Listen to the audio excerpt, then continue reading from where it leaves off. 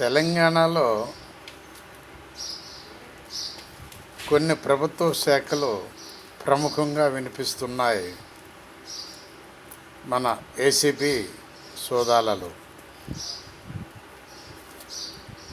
దాంట్లో number 1 GHMC, HMDA, irrigation projects.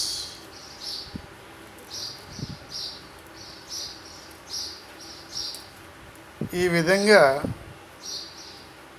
కనబడుతున్నటువంటి ఈ ACB సోదాలలో మనం ఎందుకు జాయిన్ కాకూడదు అని జాయిన్ అవుతున్నటువంటి ఫారెస్ట్ ఆఫీసు. ఈ ఫారెస్ట్ ఆఫీసుల్లో ఎక్కువగా లక్షల్లోనే దోచుకోవటం జరుగుతుందని రీసెంట్లీగా వార్తలు రావటం జరిగింది.